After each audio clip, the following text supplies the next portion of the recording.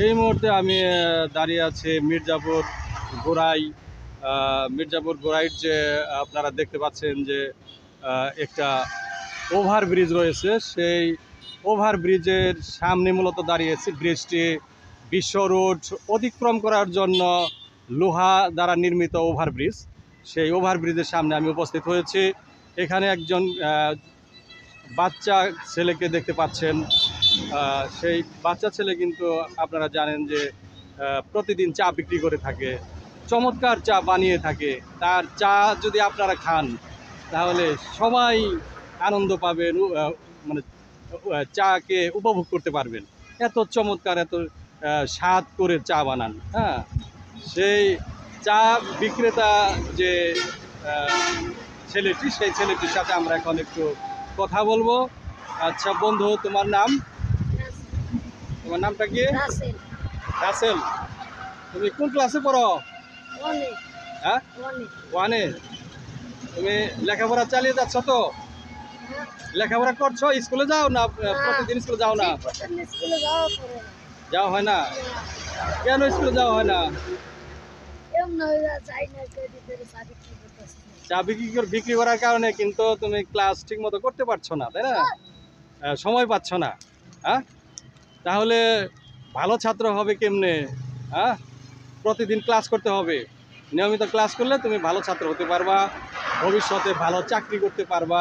ঠিক আছে? ভালো বড় চাকরি পেতে হলে তোমাকে ভালো মেধাবী ছাত্র হতে হবে। এ কারণে তুমি চা বিক্রয়ের পাশাপাশি কিন্তু তোমাকে নিয়মিত ক্লাস করতে হবে। ঠিক আছে? তুমি কোন স্কুলে পড়ো?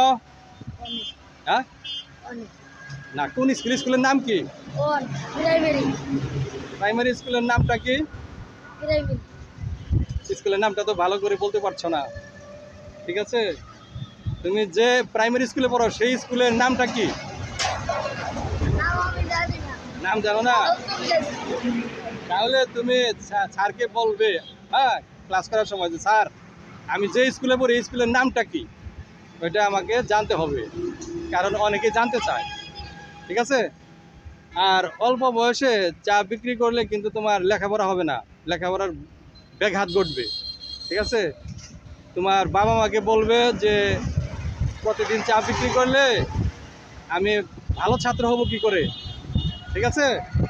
হ্যাঁ, আচ্ছা, তুমি চা প্রতিদিন কত টাকা করে বিক্রি করো?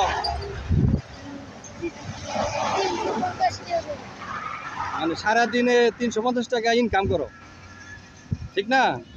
এই ইনকামের টাকা দিয়ে তুমি কি লেখাপড়ার খরচ যোগাও? না, খরচ করে না, বাসায় যাই, বাসায় থেকে ফি যাই, আবার ফি চা বাড়ায়া চা আবার নিয়ে আসি। তোমার চায়ের টাকা কি তোমার পিতা মাতা খরচ করে? 4 টাকা আমি খরচ করি। তুমি খরচ করো? সংসার চালাই না আমি। তুমি সংসার চালাও? তোমার পিতা মাতা বেঁচে আছে? বেঁচে আছে। বাবা কি কাজ করেন? বাবা করে ধান গাড়া কাপ, ধান কাটে। ধান কাটে, কৃষক। আর তোমার শ্রদ্ধেয় আম্মা কি কাজ করেন? শ্রদ্ধেয় আম্মা কি কাজ করেন? উনি করে চাকরি নাইট মিলে। হ্যাঁ, নাইট মিলে চাকরি করে। নাইট মিলে। আচ্ছা, তোমার তুমি যে চা বিক্রি করো, এই প্রতি কাপ চা কত টাকা করে? 5 টাকা করে। 5 টাকা করে। আচ্ছা, চা দেখি, তোমার চাগুলো দেখি। এইটা আর চায়ের পাশাপাশি কি বিক্রি করো এগুলা? এগুলা biscuit, on time cigarette. Biscuit, cigarette, one time এগুলো বিক্রি করো? আচ্ছা, তাহলে যে তোমাকে একটি কথা বলি, প্রতিদিন ক্লাস করার চেষ্টা করবে। ওকে?